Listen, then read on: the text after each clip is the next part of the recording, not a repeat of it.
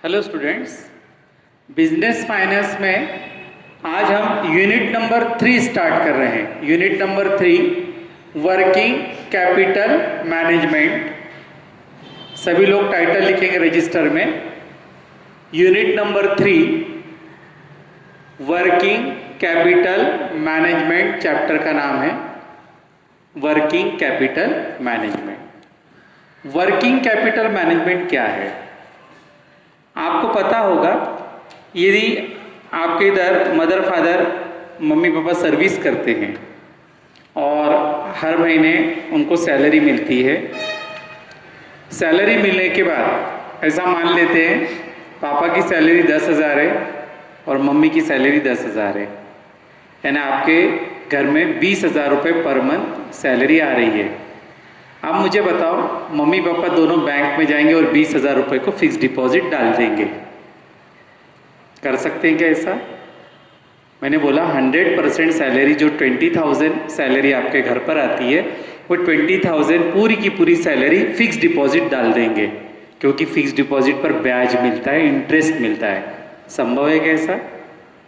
अरे भाई, आप यदि 20,000 पूरी की पूरी सैलरी यदि डिपॉजिट में डाल देंगे, फिक्स कर देंगे, कौन सी लालच में? इंटरेस्ट की लालच में, तो मुझे बताओ आपके जो रूटीन एक्सपेंडिचर है, दूध का खर्च है, दवाई पानी का खर्च है, किराना है, सब्जी भाजी फ्रूट्स है, रोज ट्यूशन फी है आपकी, तो ऐसी अलग अलग फीस है, कॉलेज की ट्यूशन फी जो देते हैं हम लोग। तो यह जो अलग अलग फीस है या अलग अलग प्रकार के जो रोजमर्रा के खर्चे, कहाँ दूसरे की जेब में हाथ डाल के करेंगे क्या? कि चोरी करके करने वाले हैं? नहीं। तो हम लोग हमारी जो भी इनकम होगी उस इनकम का कुछ हिस्सा हम क्या करते हैं, रोजमर्रा के खर्चों के लिए, डेली जो एक्सपेंडिचर होते हैं उनके लिए अलग से निकाल कर रखते हैं हम लोग। ठीक है। जिस प्रकार हम हमारे घर में डेली एक्सपेंडिचर के लिए जो अमाउंट है वो हम लोग मंथली सैलरी में से जो भी हमारी इनकम है उसमें से निकाल कर रखते हैं, ताकि हमें जो मंथ के 30 दिन हैं उसमें सब्जी भाजी का खर्च हो, किराने का खर्च हो, बिजली का बिल हो, दुनिया भर के खर्च हैं, वो खर्च करने के लिए हम लोग वो निकाल कर रखते हैं। सही बात है। उसी प्रकार बिजनेस भी क्या करता है, रोजमर्रा के उसके भी खर्च होते हैं। जैसे घर में खर्च होते हैं वैसे बिजनेस में भी रोजमर्रा के खर्च होते हैं, डेली एक्सपेंडिचर होते हैं। उसके लिए वो एक स्पेसिफिक अमाउंट अलग निकाल के रखता है, और वही क्या कहलाती है, हमारी वर्किंग कैपिटल। क्या कहते हैं? कहलाती है वर्किंग कैपिटल। उसके आगे हमने एक वर्ड लगाया है मैनेजमेंट। ऑब्वियसली हमारे घरों में कितना खर्च हमें सब्जी भाजी पर लगेगा, दूध पर लगेगा, बिजली पर जाएगा, बच्चों की एजुकेशन पर कितना खर्च होगा हर मंथ, तो इस प्रकार का मैनेजमेंट मम्मी पापा करते हैं। उसी प्रकार बिजनेस में भी हमारे जो मैनेजर्स है या हमारे जो डायरेक्टर्स है वो किसका मैनेजमेंट करते हैं? वर्किंग कैपिटल का मैनेजमेंट करते हैं, ताकि जो रोजमर्रा के बिजनेस के एक्सपेंडिचर है, कि जैसे रॉ मटेरियल परचेस करना है, आपको पता है, किसी क्रेडिटर का पेमेंट करना है, बराबर है, डेटर से पैसे मिलेंगे, ऐसे दुनिया भर के खर्च हमको करने पड़ते हैं, बराबर है। तो ये रोजमर्रा के जो खर्च अपने को बिजनेस में करना है उसके लिए हम लोग क्या करते हैं? Working capital management. क्या करते हैं? Working capital management. अब यहाँ पर वर्किंग कैपिटल मैनेजमेंट करते समय उसका कुछ फॉर्मूलाज आपको यहाँ पर बताए हैं। तो टाइटल लिखा आपने, चैप्टर का नाम है वर्किंग कैपिटल मैनेजमेंट। नीचे दिया हुआ है gross working capital. Gross working capital, उसका ही दूसरा नाम है बेटा करंट असेट। लिखना है आपको ये gross working capital. Gross working capital का दूसरा नाम क्या है? Current asset. यानी gross working capital equal to current asset. यानी आपने करंट असेट को हम क्या बोल सकते हैं? ग्रॉस वर्किंग कैपिटल, या ग्रॉस वर्किंग कैपिटल को क्या बोल सकते हैं हम लोग? Current asset. आगे चलते हैं हम लोग। उसके बाद दिया है नेट वर्किंग कैपिटल। क्या दिया हुआ है? Net working capital equal to current asset minus current liability. मेरे पास जगह नहीं थी, आपको एक लाइन में लिख सकते थे, एक लाइन में लिखिए आप, current asset minus current liability. यदि हम लोग करंट असेट में से, करंट असेट यानी ग्रॉस वर्किंग कैपिटल, ध्यान रखना, यदि हम करंट असेट में से करंट लायबिलिटी को माइनस कर देते हैं, किसमें से? करंट असेट में से करंट लायबिलिटी को यदि माइनस कर देते हैं हम लोग, करंट असेट में से करंट लायबिलिटी को माइनस करते हैं हम लोग, तो क्या मिलता है हमें? Net working capital. क्या मिला मुझे? Net working capital. तो दो फॉर्मूला मुझे पता चल गए यहां पर, gross working capital equal to current asset, gross working capital equal to current asset. दूसरा फॉर्मूला है net working capital. Net working capital का फॉर्मूला क्या है? Current asset minus current liability, current asset minus current liability यदि हम करते हैं तो क्या मिलेगा अपने को? Net working capital. तो ये दोनों भी फॉर्मूले आपने लिखना है। उसके बाद सर ये करंट असेट क्या होता है, सर ये करंट लायबिलिटी क्या होती है? मुझे नहीं लगता आपके दिमाग में ऐसा कोई क्वेश्चन आया होगा। क्यों नहीं आया होगा? क्योंकि आप फाइनल ईयर के स्टूडेंट से, आपको अच्छे से पता है करंट असेट क्या है, करंट लायबिलिटी क्या है। इतना ही नहीं, जब मैंने फाइनेंशियल अकाउंट आपको पढ़ाया उसमें भी अपने को अलग अलग चैप्टर में मैंने इसके बारे में डिटेल्स में आपको बताया हुआ है। तो करंट असेट जो असेट शॉर्ट टर्म की है, शॉर्ट टर्म यानी 1 साल से कम पीरियड, शॉर्ट टर्म यानी 1 साल से कम पीरियड। तो जो असेट 1 साल में आती है जाती है, इस प्रकार की जो असेट है, जैसे रॉ मटेरियल है, रॉ मटेरियल आपको पता है, गोडाउन में जाओगे तो अभी 10,000 का था, थोड़ी देर के दूसरे दिन गए, तीसरे दिन गए आप तो पता चला कि गोडाउन में से रॉ मटेरियल अब कम हो गया। क्यों कम हो गया? क्योंकि उसका प्रोडक्शन हो गया।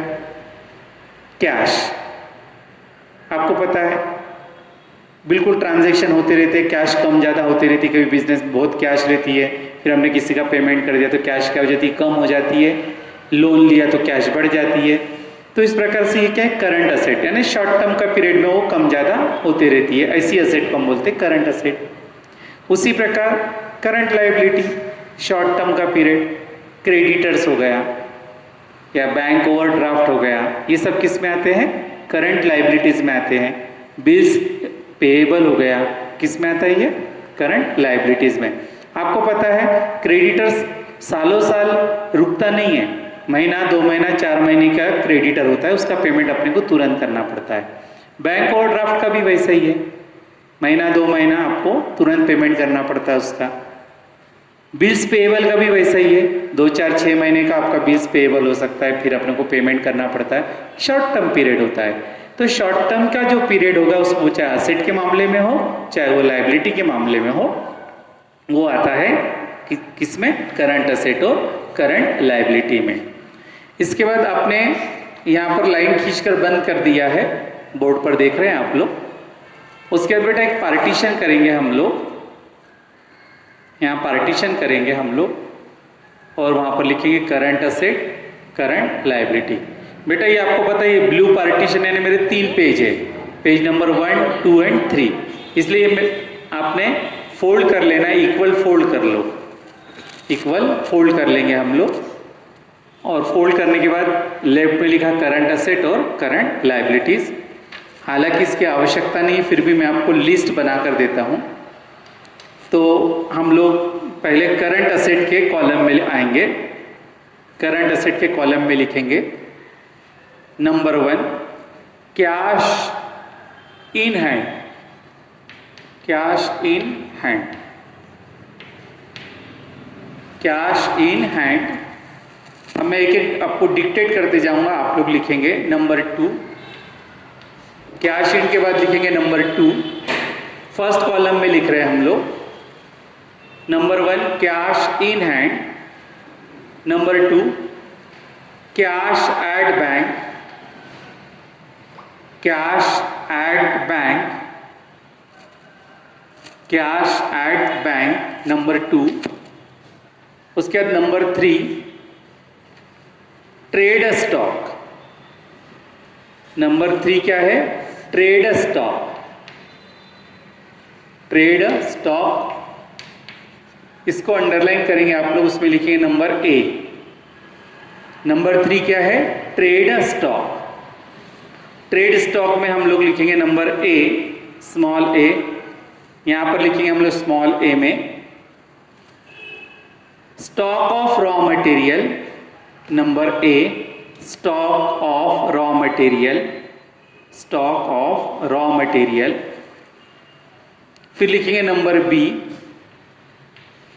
Number B work in progress, number B work in progress, work in progress. फिर लिखेंगे number C finish goods, finish goods, number C. बेटा हम लोग क्या देख रहे हैं यहां पर? करंट असेट की लिस्ट बना रहे हैं हम लोग। तो नंबर 3, इसमें हमने ए, बी और सी 3 पॉइंट देखे हैं, सब पॉइंट है ना। ट्रेड स्टॉक यदि बोलते हैं तो उसमें स्टॉक ऑफ रॉ मटेरियल। फिर है number B work in progress, उसका ही दूसरा नाम क्या है बेटा? Unfinish goods. Work in progress का दूसरा नाम क्या है? Unfinish goods. लिख सकते हैं आप ब्रैकेट में, work in progress, number B, bracket में लिख सकते हैं अनफिनिश गुड्स। उसके बाद है number C finish goods, finish goods, number C. फिर उसके बाद लिखेंगे नंबर 4, 3 नंबर हो गए हमारे। Number 4 debtors, number 4 debtors oblique book debts, debtors oblique book debts, debtors oblique book debts, debtors oblique book debts. फिर लिखेंगे हम लोग नंबर 5, नंबर 5 1 बाय 1 लिखना है, एक के नीचे एक आपको। Number 5 bills receivable, number 5 bills receivable oblique oblique accounts receivable, oblique accounts receivable. Number 6, number 6 prepaid expenses, number 6 prepaid expenses. Number 7 advance payment, number 7 advance payment. Number 8 accrued income, number 8 accrued income.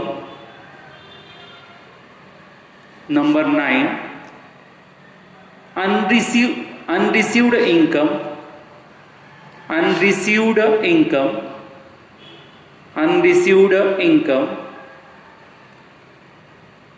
Number 10 short term investment, number 10 short term investment. तो यहां पर मैंने current asset के 10 heads आपको लिख कर दिए हुए हैं, 10 हेड्स। इसके अलावा भी हो सकते हैं, पर मैक्सिमम ये रिपीटेड अपने को आइटम दिखेंगे। उसके बाद सेकंड कॉलम में आ जाएंगे, ये हो गया तुम्हारे करंट असेट 1 to 10। अब उसी प्रकार कुछ करंट लायबिलिटीज हम लोग लिखेंगे सेकंड कॉलम में। करंट लायबिलिटीज में लिखेंगे हम लोग नंबर 1, करंट लायबिलिटीज में लिखेंगे number 1 creditors oblique suppliers, creditors oblique suppliers. Number 1 creditors oblique suppliers.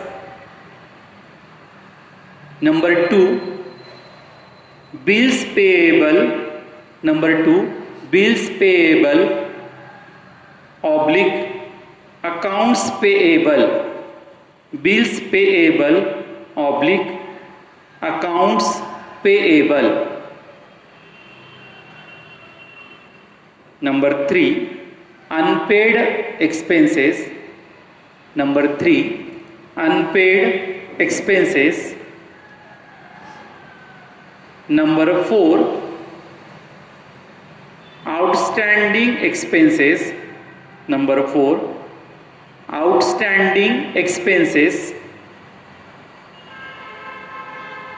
Number 5, bank overdraft. Number 5, bank overdraft. Number 6, short term loan. Number 6, short term loan. Number 7, advance income. Number 7, advance income.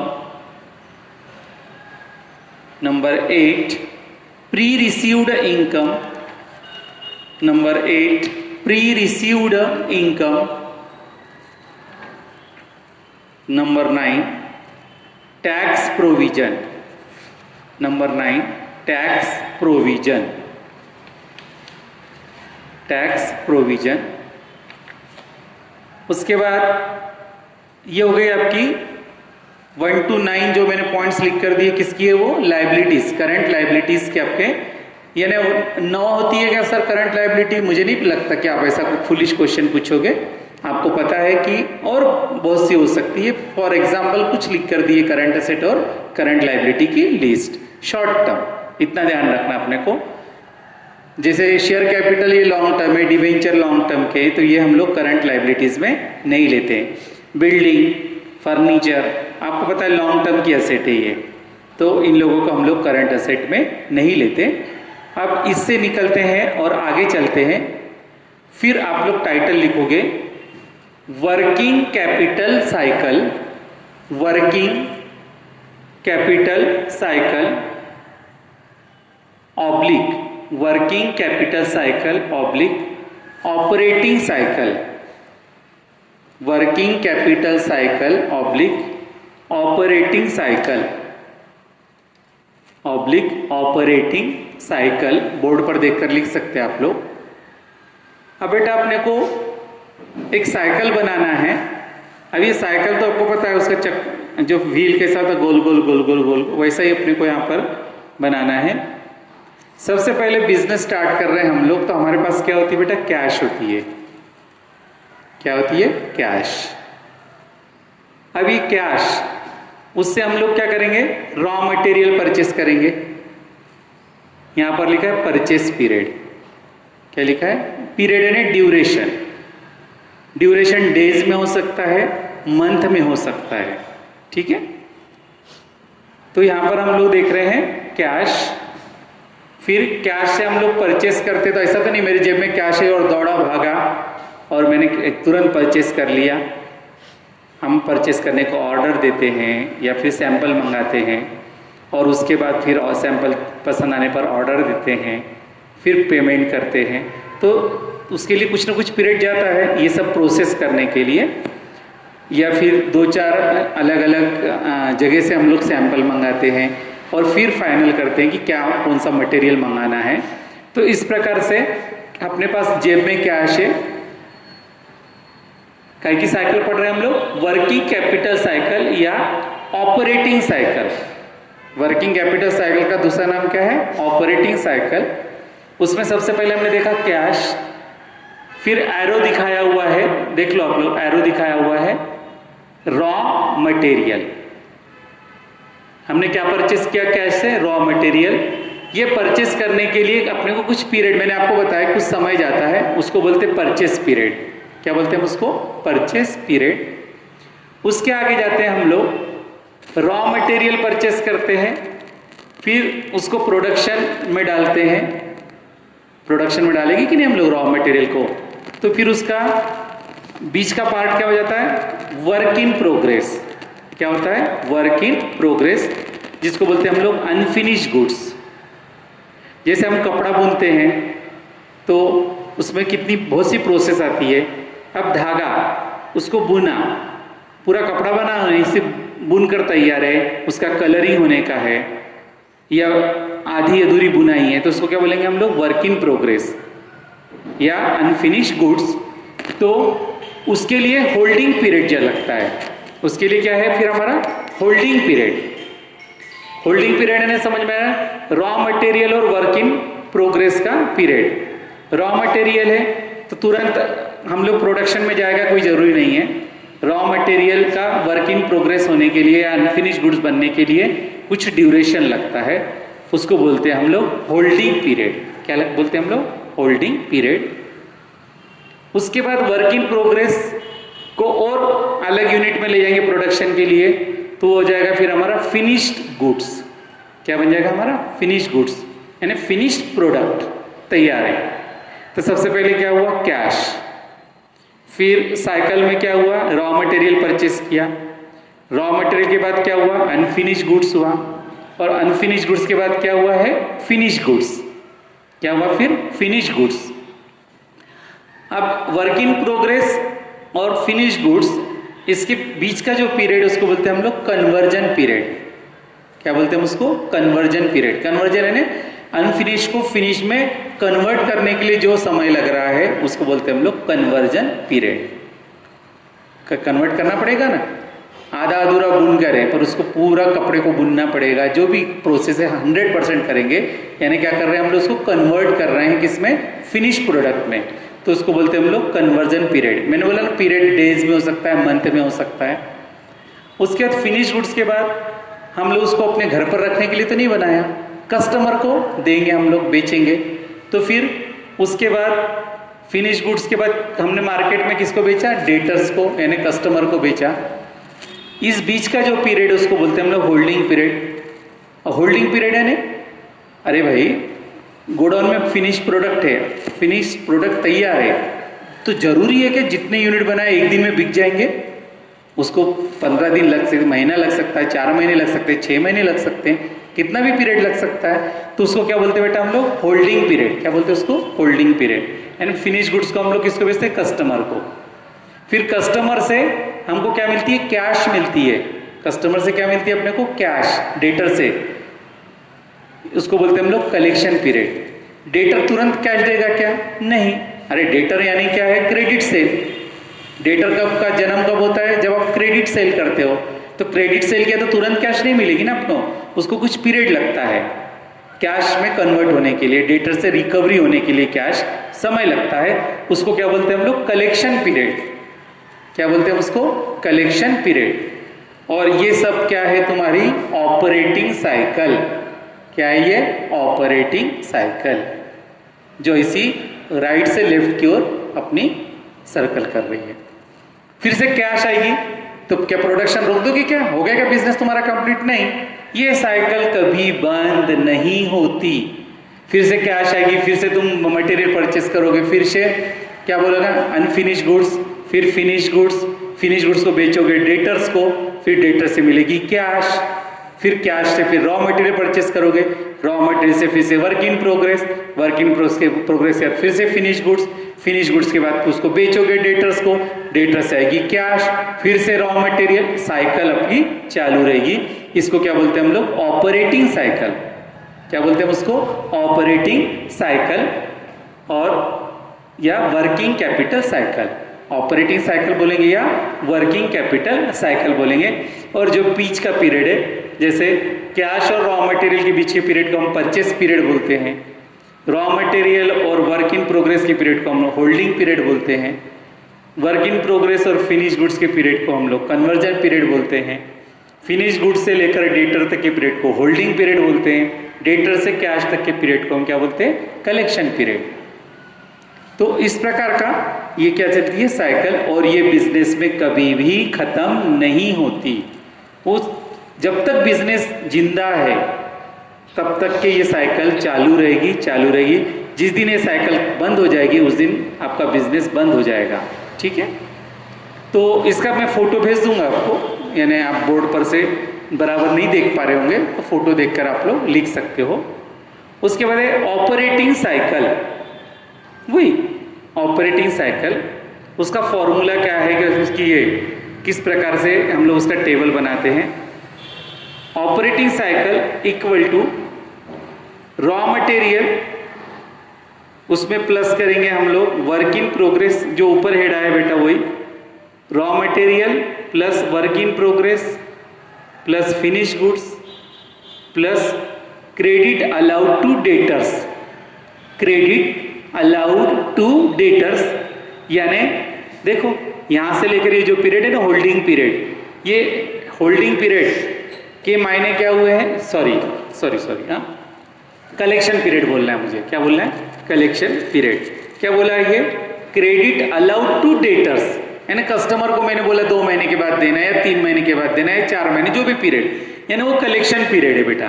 Credit allowed to period यानी कौन सा period हो गया, वो collection period, क्योंकि debtor से cash मिलने तक का जो पीरियड होता है उसको बोलते हैं हम लोग कलेक्शन पीरियड। वही पीरियड यहां पर लिखना है, वो 2 महीने 4 महीने जो भी दिया रहेगा, यहां पर लिखा भी है बेटा।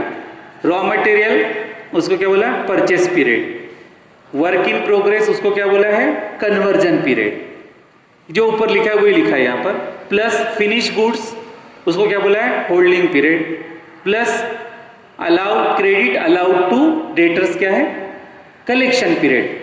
यानी ये तो आपने पीरियड लिखा हुआ है किसको क्या बोलते हैं, परंतु अपने को ऑपरेटिंग साइकिल कैसे निकाली जाती है, तो रॉ मटेरियल में प्लस करते वर्क इन प्रोग्रेस, उसमें प्लस करते हम लोग फिनिश गुड्स, उसमें प्लस करते हम लोग क्रेडिट अलाउड टू कस्टमर या डेटर्स।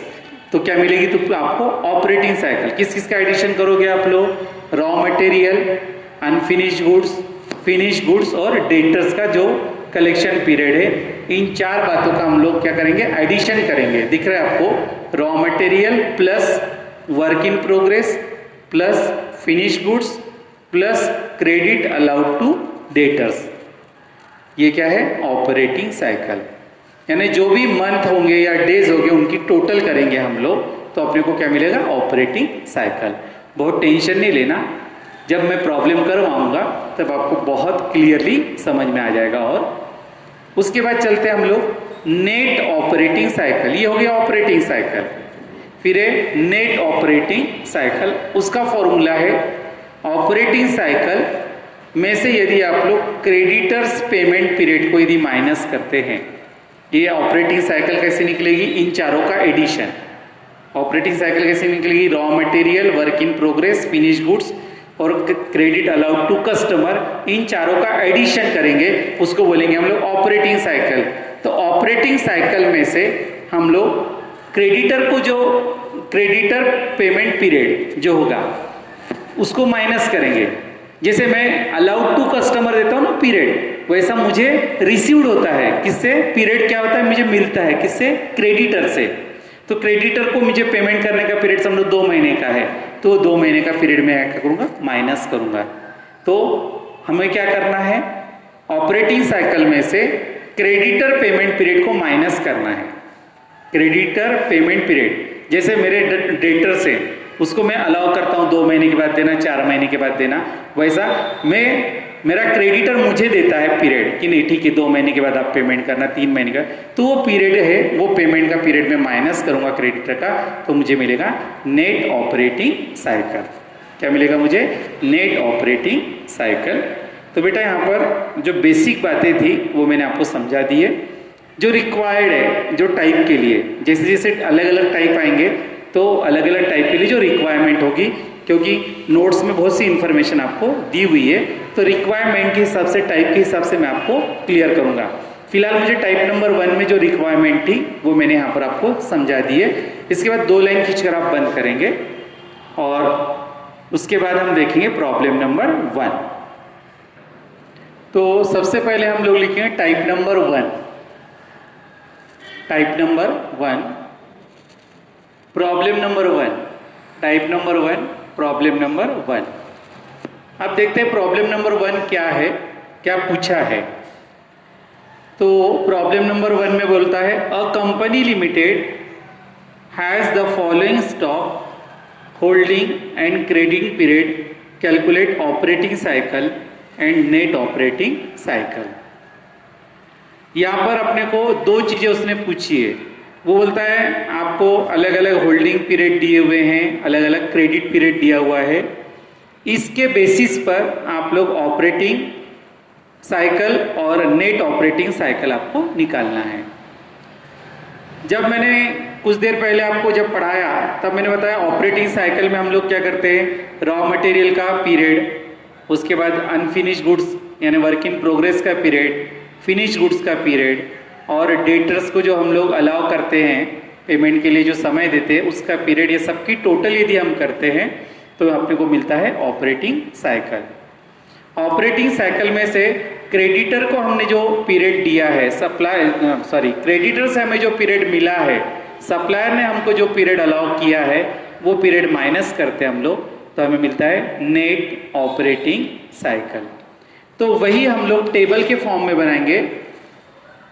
तो यहाँ पर सबसे पहले लिखेंगे हम लोग प्रॉब्लम नंबर 1, फिर लिखेंगे टाइटल। दो चीजें पूछी है उसने, क्या पूछा है, operating and net operating cycle.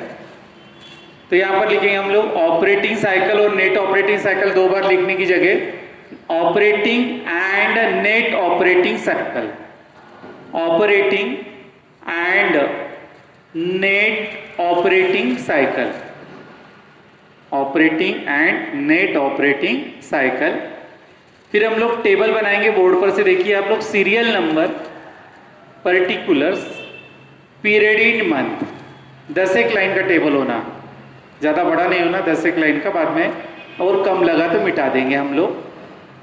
3 column का table, serial number, particulars, period in month, period in month, वही जो कलेक्शन पीरियड है या फिर होल्डिंग पीरियड है, कन्वर्जन पीरियड है, वो यहाँ पर अपने को मंथ में लिखना है।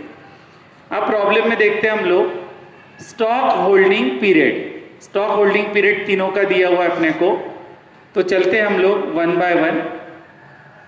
तो यहाँ पर है सबसे पहले रॉ मटेरियल एंड स्टोर्स। आप लोग बराबर पूरा डिटेल में वहां पर से देख कर लिखना है। रॉ मटेरियल, मैं शॉर्टकट में लिखता हूँ, आपने पूरा देखकर लिखना है। Raw material and stores, raw material and stores, ये है हमारा 1 मंथ। कितना है, 1 मंथ। मंथ आपने नहीं लिखा तो भी चल सकता है। उसके बाद प्लस करेंगे हम लोग work in progress, work in progress, उसका होल्डिंग पीरियड दिया है 0.5 मंथ, 0.5 मंथ, 0.5 मंथ। फिर दिया है प्लस फिनिश गुड्स का पीरियड दिया हुआ है, फिनिश गुड्स का पीरियड है 2 मंथ, उसका पीरियड है हमारा 2 मंथ। ये हो गया 1.0 मंथ, ये 0.5 मंथ और 2 मंथ। ये 3 स्टॉक के होल्डिंग पीरियड दे दिया। उसके बाद दिया है क्रेडिट अलाउड टू कस्टमर, ये पढ़ा चुका हूं मैं आपको, तो इसको भी प्लस करेंगे हम लोग, plus credit allowed, credit allowed to customers, to customers, credit allowed to customers 2 month, 2 month. तो अब इन चारों के हम क्या करेंगे, टोटल। तो अपने को क्या मिलेगा, ऑपरेटिंग साइकिल मिलेगा। क्या मिलेगा अपने को, ऑपरेटिंग साइकिल। इन चारों की हम टोटल करेंगे तो वो टोटल है बेटा 5.5 मंथ, 5.5 मंथ टोटल है, जिसको बोलेंगे हम लोग ऑपरेटिंग साइकिल, उसको बोलेंगे हम लोग operating cycle,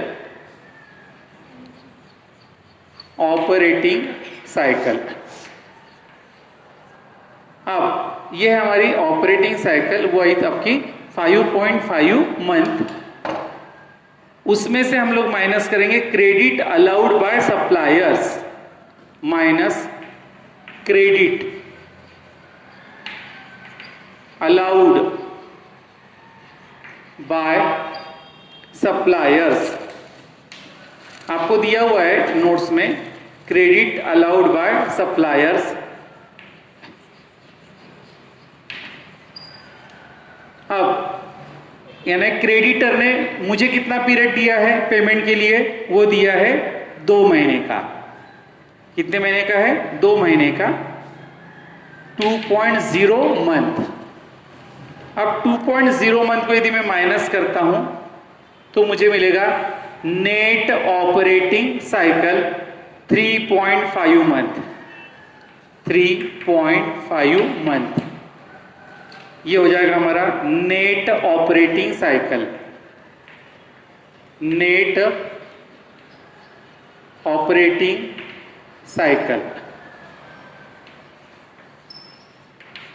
net operating cycle है 3.5 मंथ।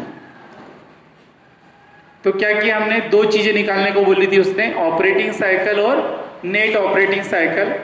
तो सबसे पहले मैंने क्या निकाला, ऑपरेटिंग साइकिल, उसमें 4 चीजें ऐड की, raw material, work in progress, finish goods और क्रेडिट अलाउड टू कस्टमर यानी डेटर्स।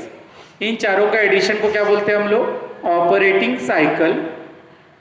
ऑपरेटिंग साइकिल में से हम लोगों ने माइनस किया credit allowed by supplier, supplier यानी क्रेडिटर, सप्लायर यानी क्रेडिटर, लिखना है तो लिख सकते हैं आप लोग, सप्लायर यानी क्या होता है, क्रेडिटर।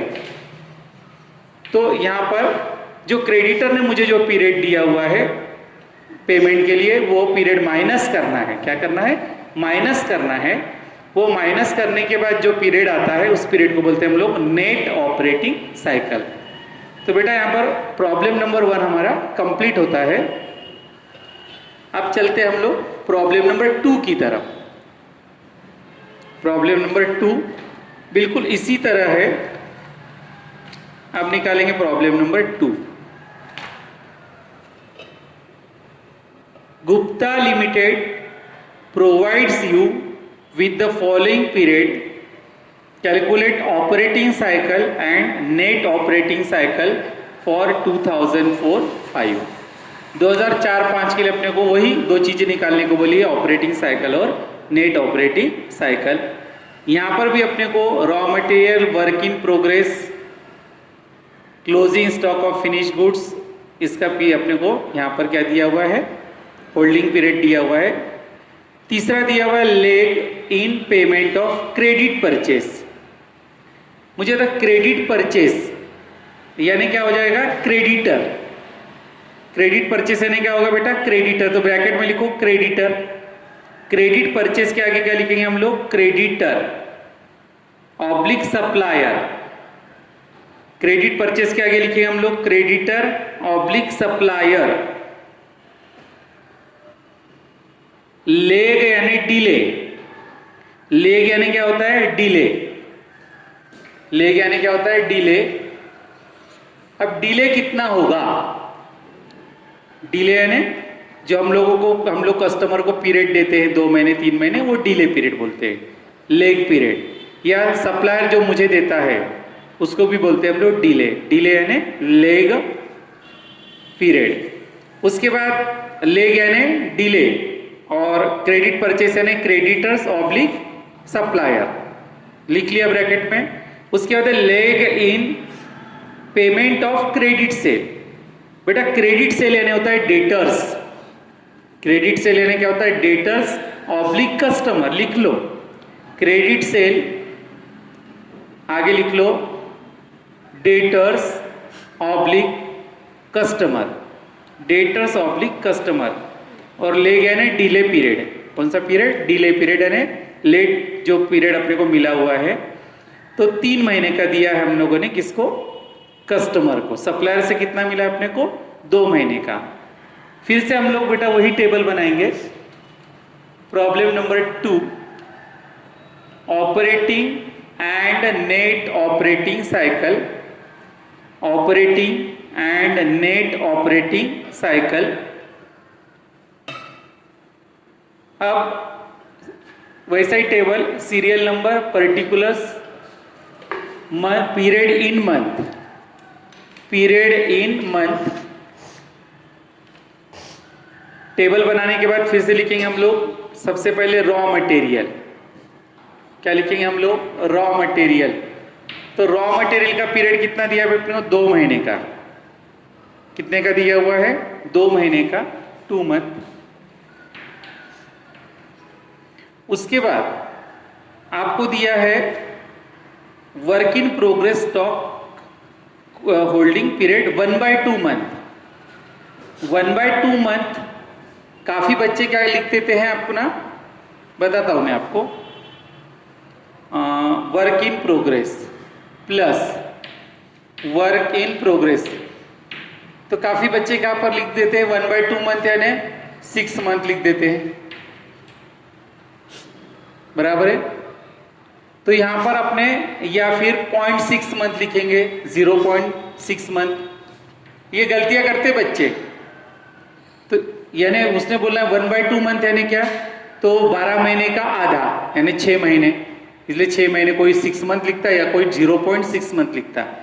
याद रखना ये गलत है। 1/2 यदि आप डिवाइड करते हैं, 1 को डिवाइड करते 2 से, तो क्या आता है 0.5 आता है, देखना। इसलिए 1/2 मंथ यानी 0.5 मंथ। याद रखोगे, काफी बच्चे यहां पर गलती करते हैं, 1/2 यानी 0.6 मंथ या 6 मंथ लिख देते हैं। तो 1/2 मंथ के मायने क्या होते हैं, 0.5 मंथ। यहां पर गलती होती है, और गलती होती है इसलिए मैंने यहां पर आपको करके दिया प्रॉब्लम, नहीं तो होमवर्क दिया होता। तो ये हो गया 0.5 मंथ। उसके बाद है फिनिश गुड्स, उसके बाद है फिनिश गुड्स, प्लस करना है अपने को 1 मंथ। कितना मंथ है वो, 1.0 मंथ। उसके बाद है credit allowed to customer plus credit allowed to customer, credit allowed to customer. तो वो है हमारा 3.0 मंथ, 3.0 मंथ। इसकी टोटल करेंगे हम लोग, ये 4 हेड्स की, वो आती है हमारी 6.5 मंथ। कितनी आती है, 6.5 मंथ, जिसको बोलेंगे हम लोग ऑपरेटिंग साइकिल। इसको बोलेंगे हम लोग ऑपरेटिंग साइकिल, ऑपरेटिंग साइकिल। अब ऑपरेटिंग साइकिल में से हम लोग क्रेडिटर का जो पीरियड है वो माइनस करेंगे, तो मुझे मिलेगा नेट ऑपरेटिंग साइकिल। क्या मिलेगा, नेट ऑपरेटिंग साइकिल। तो यहां पर लिखेंगे credit allowed, credit allowed by supplier, by supplier.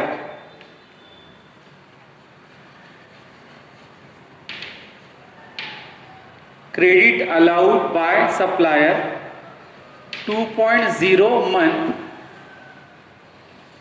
2.0 month.